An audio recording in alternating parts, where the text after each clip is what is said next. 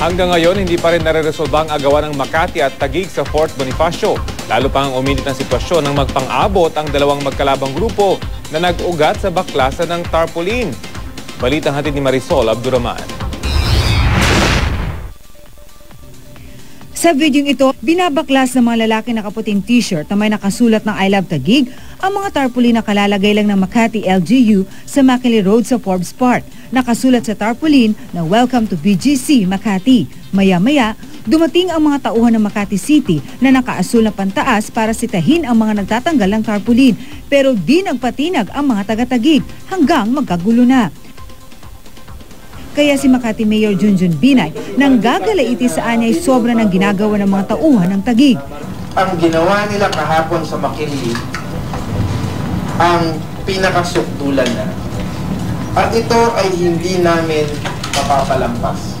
Kita rin sa video ang paglapit ng isang lalaki na nakapink sa nagkakagulong grupo. May hawak siyang cellphone at tila kumukuha ng video. Hinabol siya ng grupo hanggang sa kanyang sasakyan at kinuyog.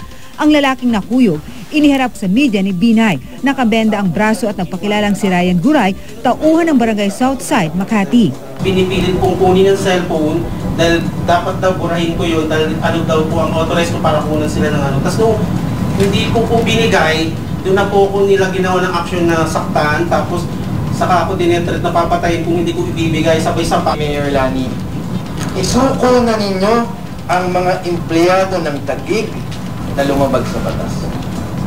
Sana naman ay hindi lang pagsabihan ang mga taga-Taguig, dapat din silang panagutin sa batas. Sa gitna ng gulo, inaresto ng Makati Police si Orbilio na tauhan ng Public Order and Safety Office ng Taguig dahil sa pagdadala ng baril. Imbes na sa Makati Police, itinon over daw siya sa Taguig Police bilang courtesy. Pero napag-alaman umano na pinakawalan din siya ng Taguig Police. Mukhang maraming mabibigat na tao na nakikiusap na palayain ito. But under whose authority?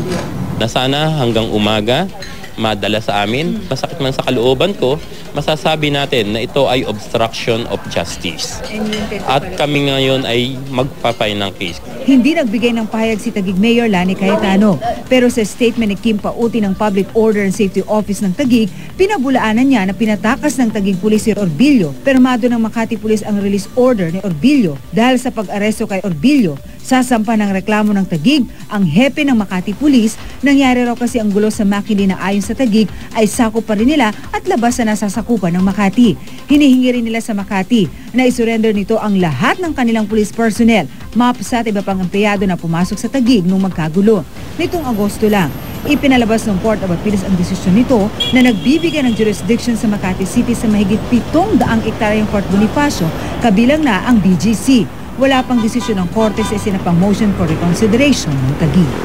Marisol Abduraman, GMA News.